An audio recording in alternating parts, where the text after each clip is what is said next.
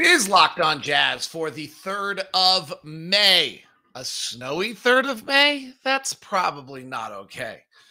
Don and Rudy, what should we be thinking about all the chatter?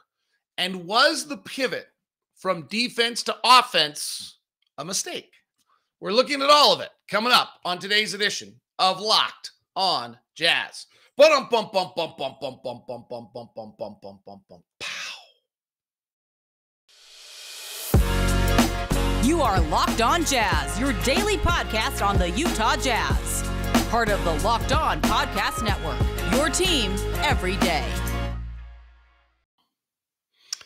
Hi, I'm David Locke, radio voice of the Utah Jazz, Jazz NBA insider. This is Locked On Jazz, your daily podcast on the Utah Jazz, giving you insight, expertise, geeky numbers, and hopefully making it way better to be a Jazz fan each and every day. Thanks very much for making Locked On Jazz your first listen every single day. We are free and available on all platforms, including YouTube, where you can get involved with the comment section and discuss what's going on. There's daily poll question as well as a question to all of you about whatever might be going on, and you can hold your own conversations on the podcast players. Please leave a comment. We'd greatly appreciate it.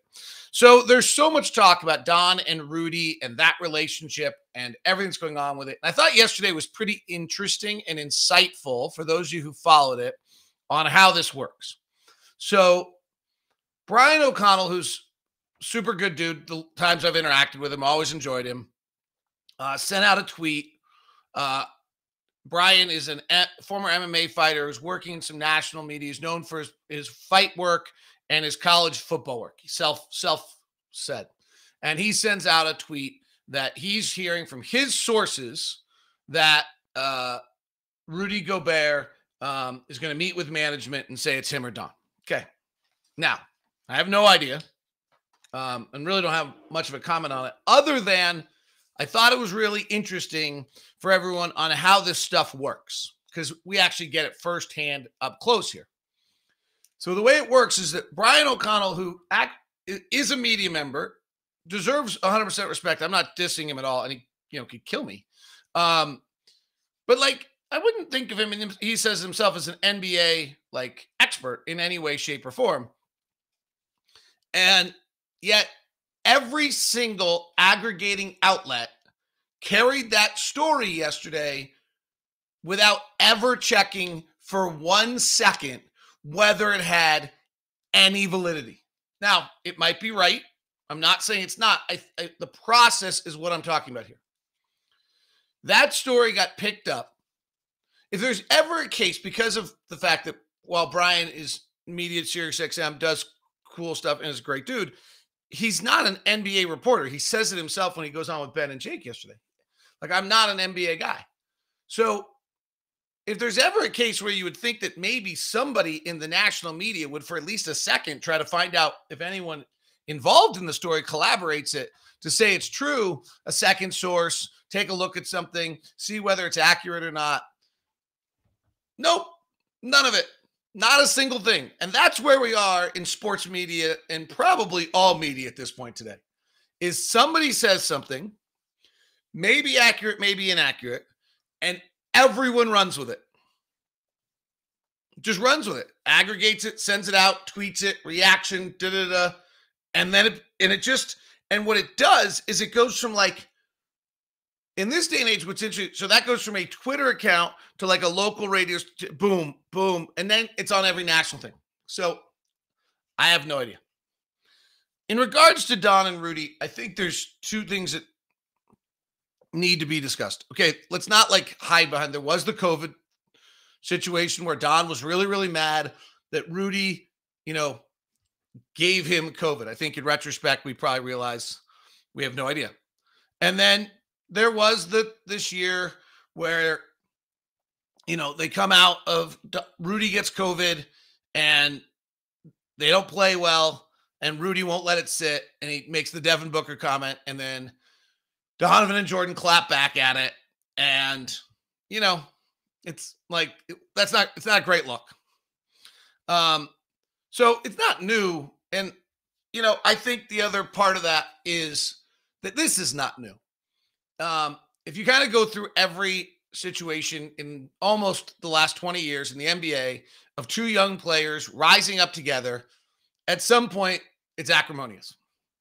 Everyone wants to say Steph Curry, Klay Thompson is the example where it goes otherwise, but Steph Curry, Monte Ellis is where it doesn't work. Didn't work. Draymond, Damian Lillard, LaMarcus Aldridge, the famous ones. Shaq, Kobe, Shaq, Penny. Just run through it. Where Durant, Harden, Westbrook.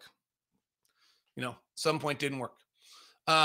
It's not uncommon that two players rising up together, jousting for position on who's the star, where they fit in the game, have some sort of, whose team is it?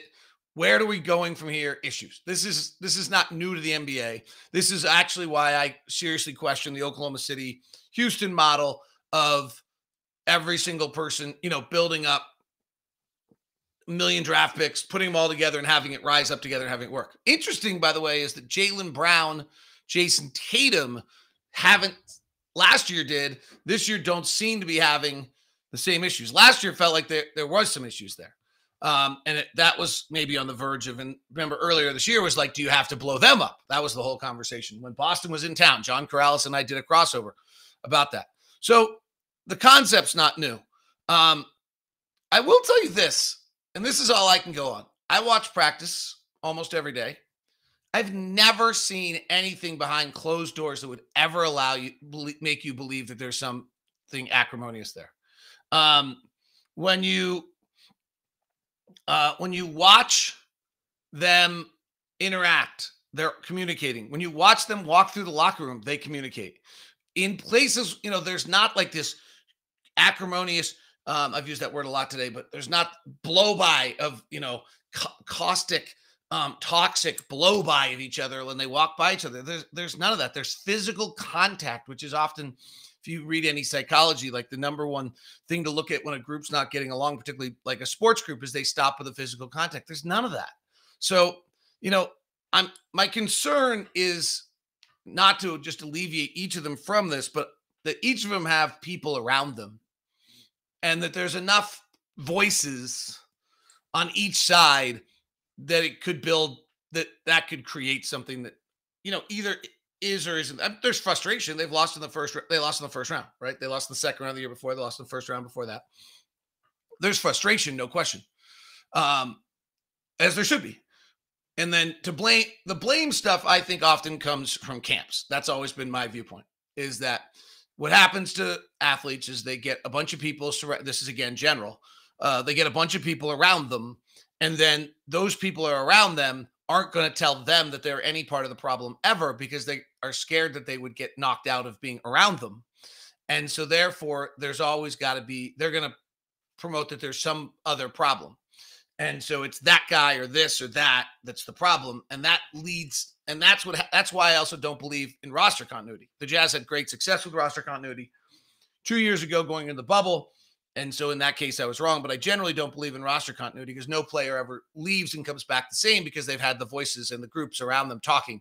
And it's pretty hard to be a player, any player, once you're making $5 or $6 million, to not have a group around you. And so my concern is the camps right now, is that there's a whole pride factor in the camps. I don't think either guy wants the other one to, and I don't know if either of them are really going to, demand a trade, me or him, and then the team decides. And if they decide, however they decide, it looks bad either way. So I don't know, and all that talk sounds like prideful, like me or him, pride kind of stuff. And I think that's camps talking. Hopefully calmer, cooler heads will prevail over all of it. Because really one of the things that we're going to talk about today that I think relates into this is the Jazz made a pretty dramatic change to who they were 2-3 seasons ago. They went from one of the great defensive teams of all time to an offensive juggernaut. And was that in some way a mistake, or, as we look at trying to figure out why the team is where it is right now, what do we think of that now 5 years later? I don't think mistake's probably the right word, but what do we think of that 5 years later and that pivot? And then how does that relate to roster building moving forward? And, my feeling is that probably having your two best players is the best thing for your roster building. I find it hard to find the scenario where not having your two best players is the best for your roster. Like, wow, that's a pretty outlandish, incredible comment by me. But, and have we, it feels as though we've built a roster for around these guys, and each of them on kind of each side of who they are as players. And one, a very defensive built team originally, and then rightfully so. And then we pivoted to an offensive team, and, it's worth retrospectively looking back at it today. And that's what we're going to do as we continue. Today's show is brought to you by Murdoch Hyundai, located at 4646 South State Street, also located in Logan and in Linden. The Murdochs are a great family. They've been in Utah for over 80 years, and that's why they're not charging more than MSRP on any vehicle right now. Even though there's a car shortage, and even though they could, Blake simply has said, we're not going to do it. We're not going to be going to the grocery store, going to the church, going to wherever in the community, and seeing people we took $5,000 extra from. I'm driving the Kona right now. It's the small, zippy, fun little SUV. The Palisade is the gorgeous, bigger one of the group. We've purchased two of the Santa Fe's, and then their sedans for the summer are absolutely beautiful. The Elantra is the North American car of the year, and the Sonata is souped up and fabulous. It's all over at Murdoch Hyundai. They're located at 4646 South State Street, also located in Linden and in Logan. Please feel free to give me a buzz and drop me an email at dlock09@gmail.com, and I'll set up a meeting for you over at Murdoch Hyundai. Today's show is also brought to you by Prize Picks. Prize Picks is the daily fantasy made easy. You pick 2 to 5 players and over under on their projections. You can win up to 10 times on any entry. It's just up to you and the projected number. Entries can be made at 60 seconds or less, so it's easy. Prize Picks is safe and offers fast withdrawals. Use the award-winning app on the App Store and Google Play. And right now, for a limited time, Prize Picks has an exclusive no-brainer of an offer to all users to get $50 for free if a player in your first Prize Pick entry scores a single point. But you must use code NBA. That's right. This is an exclusive offer available to Locked On fans. Sign up today and use the code NBA50 for free if a player in your first Prize Pick entry scores a single point. All right, so for those of you who have been following the Jazz, you probably recall, but the Jazz in 16-17 were the 12th ranked offensive team and the 3rd ranked defensive team in the league. And they went 51-31, and Joe Johnson and Gordon Hayward surprised the LA Clippers. But then when they faced the Warriors in the next series, the Warriors were obviously great, but as good a job as the Jazz defense kind of did in that series in a lot of ways, their offense just couldn't keep up. The Jazz actually had held the Warriors' offensive rating to 116 in that series, which was not terrible. And if I recall correctly, kind of fell apart in Game 4. In Game 1, they allowed 106 points. Game 2, 115. Game 3, 102. And then they fell apart. They really rolled. And in Game 4, lost by 30 at home. But the defensive ratings, if you actually go back and look at those games, the Jazz defense really did a very good job. They held the Warriors to a 116 on a Warrior team that was prolific. They held them to, below their average. And then the next game, they held them to a 115, which was below their average. And then the third game of that series, they held them to a 111. The problem was the Jazz offense didn't come around. The Jazz offense in those games was a 99 in Game 3 offensive rating, a 104, and so a 103. So even here was a playoff series in which the Jazz, really did a lot of things well.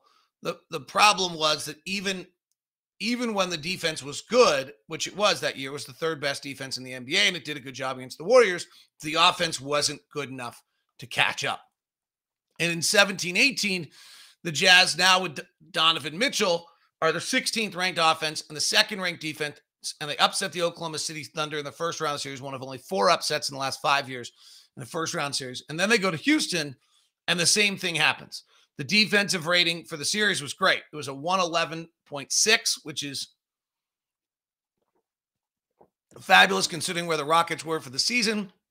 But the Jazz offense doesn't come around. The Jazz offense is a 101.4.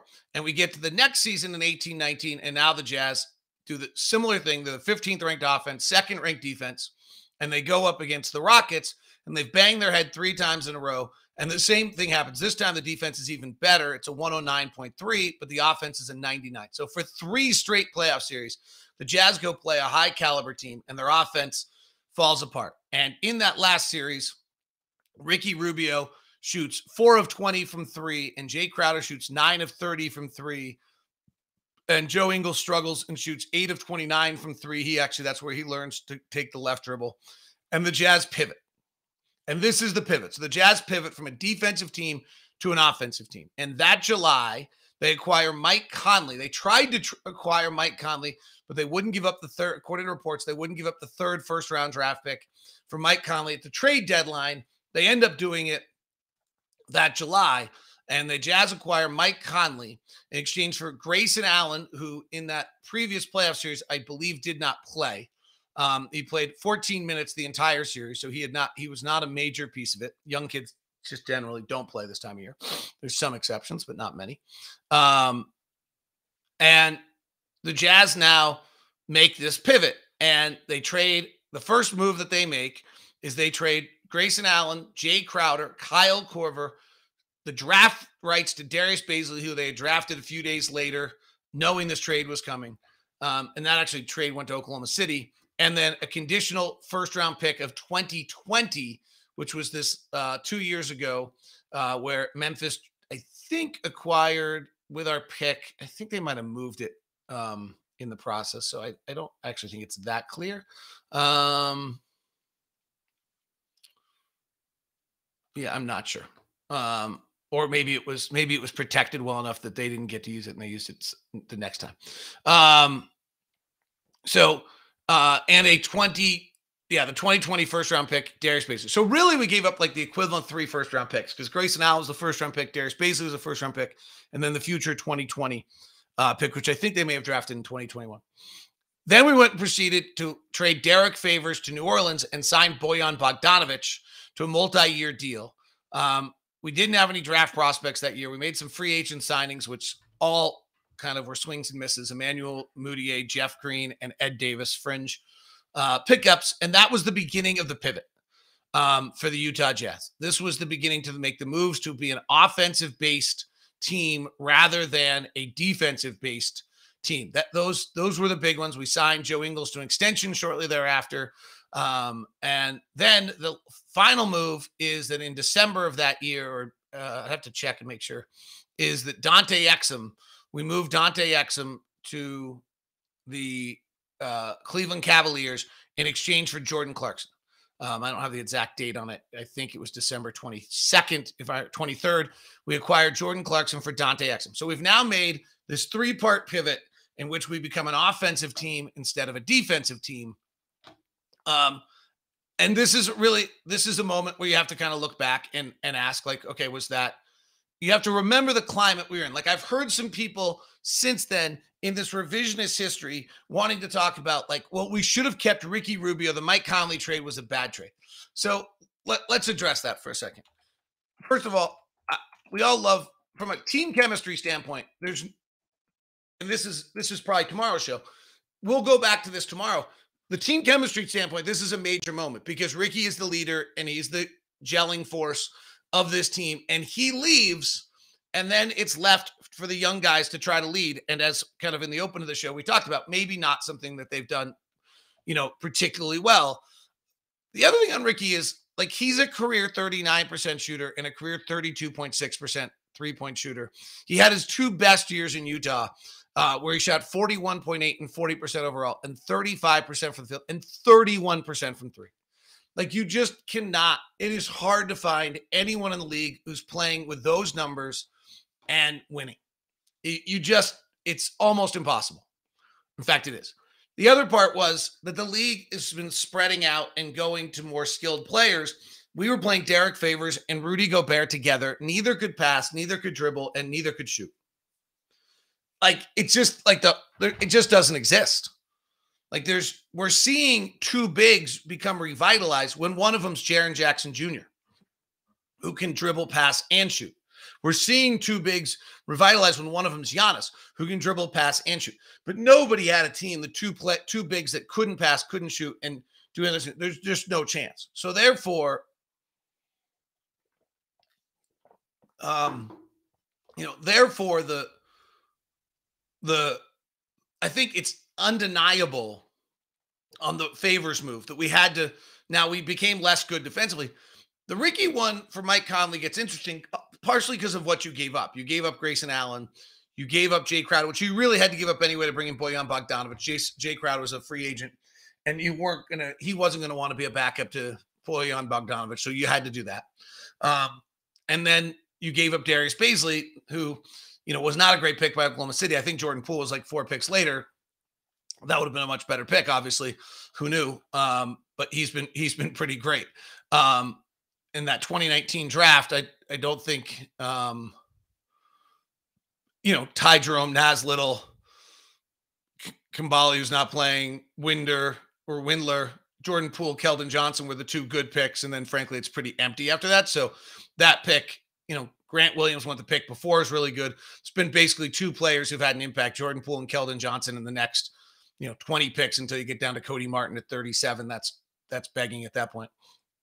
So I think when you talk about that switch to Mike Conley from Ricky Rubio, I think the switch off Ricky Rubio honestly was the right move, as much as you like Ricky, but it does leave a leadership void that we'll talk about. The question is then we became an offensive team, and did that work? And we'll dig into that here as we continue, because what ends up happening is not that we just become an offensive team, but we become a horrendous defensive team in the playoffs. We go from being like a really good playoff defensive team to just an awful defensive playoff team in the next 3 series. And that's kind of like the ebb and flow of the 2 things. And is there a middle ground, I guess, is going to be the grand question on how you can build this team in some sense. But those moves, as we look back, we'll continue kind of looking at that. As we look back at those, it's nice now to say, I don't think so. Pretty hard if you go back and look at that environment at that moment to say, I don't think so, and look at it. Those big major moves. The little ones, the Ed Davis, the Jeff Green, the Emmanuel Mudiay, the Rudy Gay, the fringe free agent. We've not had a lot of success on the minimum free agent, though Ed Davis was a minimum, Rudy Gay was a minimum. But that mid-level exception below signings have not yielded a great deal for us. Nowhere near what the free agent Royce O'Neal, Joe Ingles pickups have yielded us in this process. So, all right, we'll talk about that as we continue. Today's show is also brought to you by our friends over at Bet Online. That was a crazy one last night. I don't know if you were paying attention to the lines last night, but the Dinwiddie 3 in the corner actually was, I think, on the line last night. So if you were playing last night, Phoenix total control wins that game. Or at least felt like it to me, in total control last night and wins that game.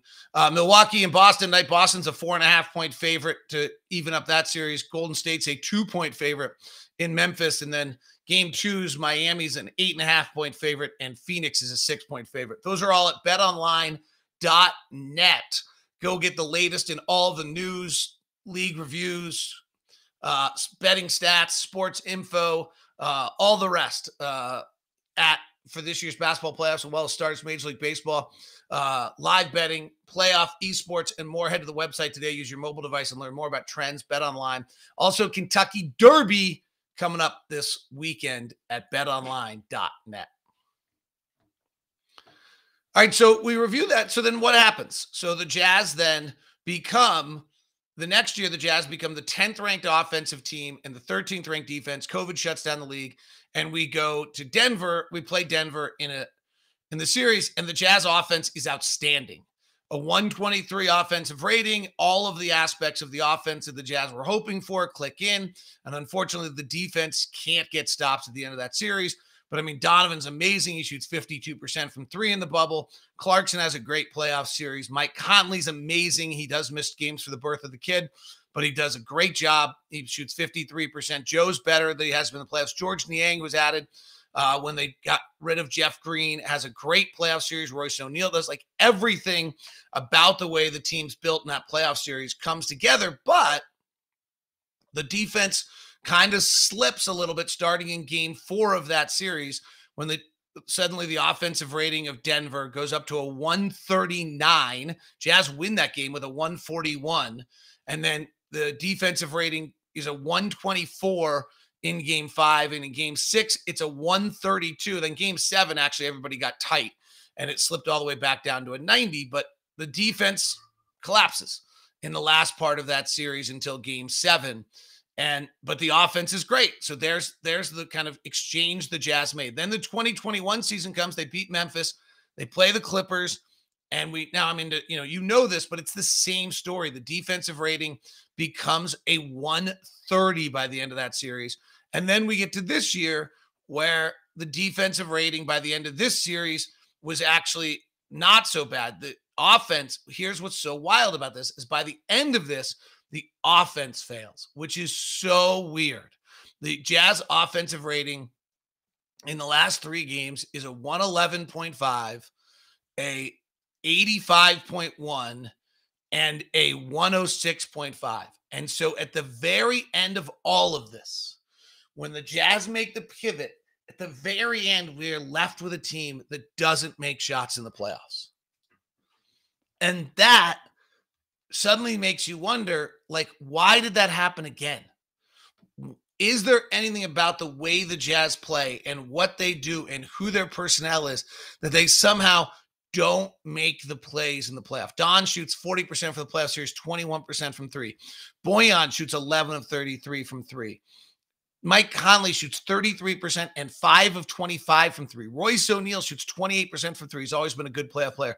And then these other pieces, because of Joe's injury, Juancho Hernan-Gomez shoots 4 of 12, and Daniel House shoots 2 of 20. And the Jazz shoot 27% from 3 in the playoffs. It's actually like eerily similar number to what they shot in Houston in that playoff series. And so now you're left with the question, was the offensive pivot worth it?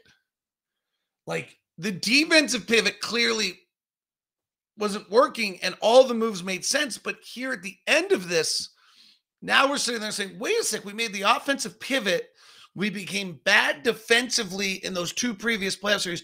We made pretty good strides to be able to handle how to play off defensively with our rosters. And then the offense didn't come around in the final stretch along the way. And, like, did Bojan become a not very good offensive player? Did Mike Conley become a not very good offensive player? Was it something to the matchup? Was it something to the system? The roster got crazy thin, right? Joe Ingles tears his ACL. Rudy Gay, we signed, and it doesn't work out the way anyone expected. I'd said the whole time that was a postseason signing, and it just didn't work. We can go evaluate all of the moves we want to make and analyze what the Jazz front office did probably at some point this week. It's probably unfair to totally put a spotlight there, but it's hard to do. It's hard to look at some other things, but we just lack some depth. We can look at why the 2020 draft didn't, in 2021 drafts didn't yield us. The 2020 draft's the last time we had a first round pick. In the 2021 draft, we moved back to take Jared Butler and move that pick to grab other picks. So it's, the draft didn't yield us any depth. The kind of mid-level signings and those things turned out pretty good this year. But the bottom line is we made an offensive pivot that lined up, right? Like, we went to the number 1 offense in the league. We became an offensive team. The weakness was defensively. And then all of a sudden in our very last playoff series, the offense didn't come around, which is just kind of the most bizarre part of the whole offensive pivot. And so why didn't the offense come around? And, maybe it's personnel, maybe it's collectiveness, maybe it's losing Ricky Rubio's leadership. We'll talk about that as one of the theories tomorrow, as we just kind of the theories on why the Jazz are where they are, which is you've got to figure that out and analyze that to understand that before you figure out and try to make some dramatic move or pivot off of it or make some huge change. Like, well, okay, why were we not up to it offensively? And I don't have an answer on that one. I'm not I'm not ducking from it in any way. I really am stunned by it. Dallas was good defensively. They were particularly good at defending above the break threes.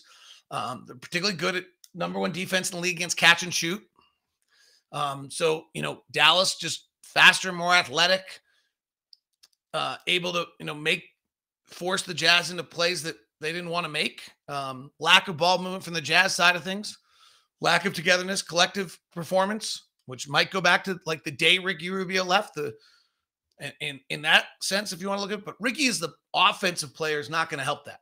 And I don't know how Ricky stays on the floor with a team progressing like that. For those who are kind of on the we should have never traded for Mike Conley aspect of things, was Mike Conley, it would be interesting to go back and analyze the next set of moves around the NBA post Mike Conley of guard players that move. Drew Holiday moves 16 months later.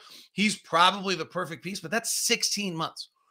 So it seems, could you have pried Drew Holiday away 16 months earlier? Oh, I don't think so. Maybe. I mean, they gave up kind of 2 first-round draft picks and pick swaps. Indirectly, the Jazz can give away 3 first-round draft picks, Grayson, Baisley in the future. Would have that third pick somehow moved the meter and for Dell Demps at the time in New Orleans? Probably ownership was having a lot to do with that. Hard to tell, but those are the discussions that have to be had to figure out what we do next.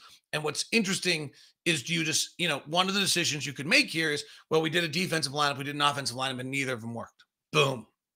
We did a defensive lineup, we did an offensive lineup, but the offensive lineup didn't hold together, and we didn't give enough defense. If we meld that together a little bit, maybe we have the answer. That's really where you go from at the end of this show today. And you can decide on that in the comment section. Feel free. This has been Locked On Jazz. Have a great one. Talk to you soon.